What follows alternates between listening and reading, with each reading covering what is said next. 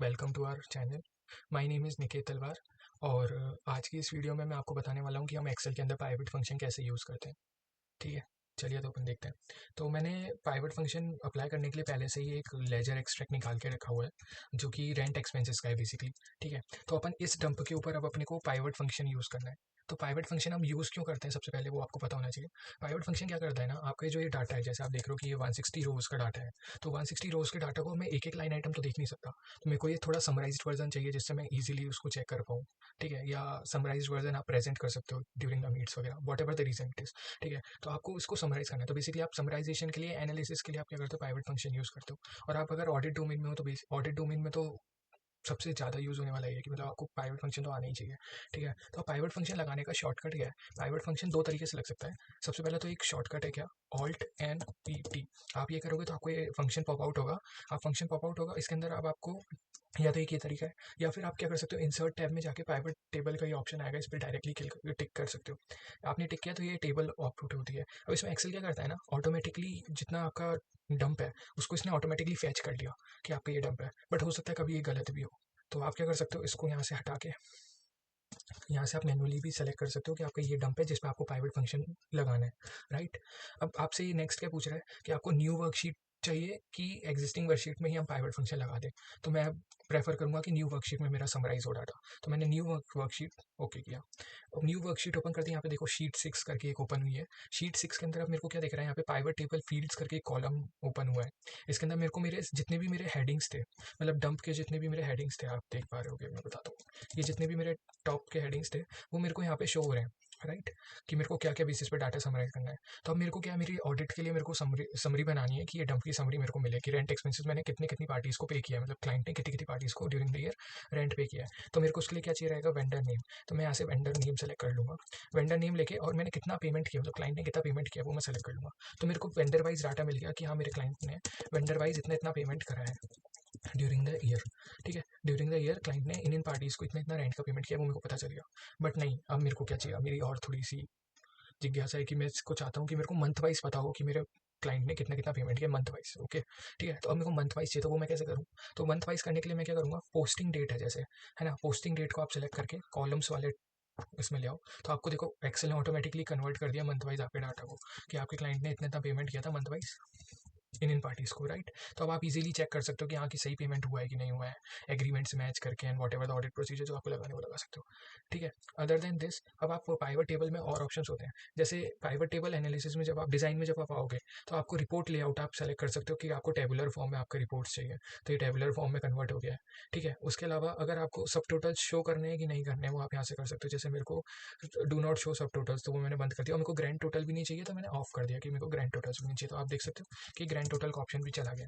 ठीक है, राइट, तो आप ये सारे ऑप्शन कहाँ से जा सकते हो, प्राइवेट टेबल एनालिसिस में डिजाइन में जाके आप देखोगे सब टोटल, ग्रैंड टोटल, यहाँ से आप अपने हिसाब से चेक कर सकते हो। अब मेरे को क्या है ना, वेंडर कोड भी चाहिए। मैं आपको एक बताता हूँ क्यों, जस्ट अ मिनट। ठीक है, अब मेरे को वेंडर कोड क्यों चाहिए, मेरे को वेंडर कोड भी मैंने ले लिया कि मेरे को पता होना चाहिए कि वेंडर कोड कौन सा है। तो मैंने जो आपको बताया था ना कि वो जो रिपोर्ट लेआउट है, शो इन टेबुलर फॉर्म, वो यहाँ आपको इजीली समझ में आएगा कि वो मैंने क्यों किया था। अभी मेरे को डाटा कैसे दिख रहा है कि ये वेंडर कोड है उस पार्टी का, और ये मेरे को पार्टी नेम उसके नीचे दिख रहा है, बट मेरे को side by side each column में चाहिए, मतलब अलग अलग कॉलम्स में चाहिए डाटा। तो मैं उसको शो इन टेबुलर फॉर्म कर दूंगा, तो मेरा ये डाटा सेग्रीगेट होकर प्रॉपर शो है। राइट, इतना हो गया। अब मेरे को क्या चाहिए कि जैसे अभी मैं बताता हूँ आपको कि कभी कभी क्या हो सकता है ना, पाइवट टेबल के अंदर जस्ट अ मिनट, जैसे रौनक एंटरप्राइजेज है, यहाँ पे इसकी स्पेलिंग प्रॉपर है। बट मैं क्या करता हूँ, डंप में जाके प्रैक्टिकल केस बता रहा हूँ मैं आपको। राइट, तो जिससे आपको पता चलेगा, जैसे रौनक एंटरप्राइजेज है, तो रौनक एंटरप्राइजेज मैंने एक की स्पेलिंग जाके क्या किया, गलत कर दी, रौनक रौनक एंटरप्राइज कर दिया। या फिर मैंने क्या किया, एक में क्या किया मैंने, 5 लैक्स का अमाउंट डाल दिया यहाँ से चेंज करके। राइट, 5 लैक्स का अमाउंट डाल दिया, इसको मैं हाईलाइट भी कर लेता हूँ। 5 लैक्स का अमाउंट डाला है, और यहाँ पे मैंने क्या किया, इसको रौनक एंटरप्राइज किया है। तो अभी आप देखोगे इस प्राइवेट में आके, तो वो रौनक एंटरप्राइजेज ही दिख रहा है, वो डाटा मेरा चेंज नहीं हुआ है, और ना ही मेरा ये टोटल चेंज हुआ है। राइट, जो मैंने अपने अभी डाटा चेंज किया था वो मेरा डाटा यहाँ पे चेंज नहीं हुआ है। राइट, बट यहाँ पे मेरे को दिख रहा है कि हाँ मैंने चेंज किया है। तो वो मेरे को कैसे पता चलेगा? ठीक है, तो उसके लिए आपको क्या करना पड़ता है, प्राइवेट टेबल रिफ्रेश करनी पड़ेगी। जब आप प्राइवेट टेबल रिफ्रेश करोगे तो ही आपका इस प्राइवेट टेबल का डाटा जो है वो वापस से फैच होगा डंप से। ठीक है, तो आपने क्या किया, प्राइवेट टेबल रिफ्रेश करिए। रिफ्रेश करती है, अब देखो आप यहाँ पे रौनक एंटरप्राइज भी नेम भी चेंज हो गया, और एक बार जो मैंने यहाँ पे आपका अमाउंट चेंज किया था उसका इम्पैक्ट भी इधर आ गया। राइट, मई मंथ में किया था, आप एक बार चेक भी कर लो। मई मंथ में मैंने चेंज किया था, उसका इम्पैक्ट इसने यहाँ पे मेरे को शो भी कर दिया कि -32,000 दिख रहा है। राइट, अब क्या है ना, देखो अब मेरे को चाहिए कि मैं शीट बना रहा हूँ। अभी तो आपके पास में ये सिर्फ 6 लाइन आइटम दिख रहे हैं, बट कभी कभी हो सकता है कि 60 भी हो, 80 भी हो, बहुत सारे हो सकते हैं। तो अब यहाँ पे मेरे को वेंडर कोड इसके नीचे लाना है। तो मैं क्या करूँगा, राइट क्लिक करूँगा। राइट क्लिक करने के बाद मैं फील्ड सेटिंग्स में जाऊँगा। फील्ड सेटिंग्स में आप लेआउट एंड प्रिंट में जाना, और रिपीट आइटम्स लेवल पे क्लिक कर देना। ये जैसे आप क्लिक करोगे ना, तो अब देखना आपका ये जो इसने ऑटोमेटिकली रिपीट कर दिया। ठीक है, तो अब आप डायरेक्टली कॉपी पेस्ट करके अपना समरी टेबल बना सकते हो। राइट, ये हो गया। इसके अलावा अब आपको चाहिए क्या, मैंने मानो यहाँ पे फिल्टर एक बार मैं हटाता हूँ, लास्ट में आके मैंने एक कॉलम मेरे को ऐड किया है मैंने, जैसे एजिंग का। ठीक है, अब मेरे को एजिंग का कॉलम चाहिए, मैंने एजिंग बनाई है मानो। ठीक है, 31 to 40 days, what ever it is. ठीक है, 31 to 90 डेज कर लेते हैं, प्रॉपर हो जाएगा। 31 to 90 डेज, या फिर 91 to 180 डेज। ठीक है, तो मैंने एक ये फेक मतलब समझाने के लिए कि एजिंग टेबल बनाई है। अब मैं चाहता हूँ कि वो एजिंग टेबल का कॉलम मेरे को यहाँ पे भी शो।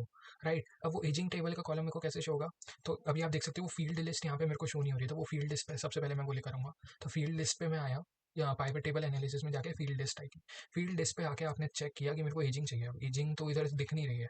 तो एजिंग मेरी कैसे आएगी, अब एजिंग वाला कॉलम मेरे को इधर शो नहीं हो रहा है। तो उसके लिए अब आपको क्या करना पड़ेगा, अपना सोर्स डाटा वापस से चेंज करना पड़ेगा। याद करो जब आपने पाइवट टेबल लगाया था, तो आपने पाइवट टेबल का फंक्शन सिर्फ इतने कॉलम पे लगाया था। राइट, अभी मैंने एडिशनल कॉलम एक एडिशनल कॉलम ऐड किया है एजिंग का, वो उस सोर्स डाटा में इंक्लूडेड नहीं है, तो आपको वो पहले इंक्लूड करना पड़ेगा। वो कैसे करेंगे, तो आप वापस अपने पाइवट टेबल वाली शीट में आओ, पाइवट टेबल एनालिसिस में जाओ, एंड चेंज सोर्स डाटा पे क्लिक करो।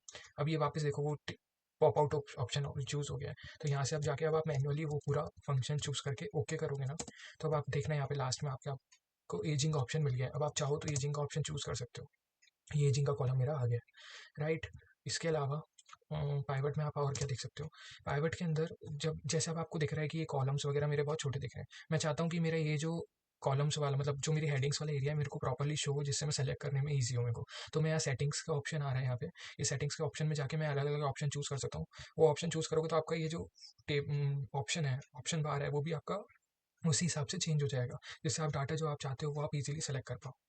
राइट, तो पाइवट टेबल का मैंने आपको आज यूज़ बताया कि पाइवट टेबल मेरा यूज़ किधर आता है। होप्स आपको ये वीडियो यूज़फुल रही होगी।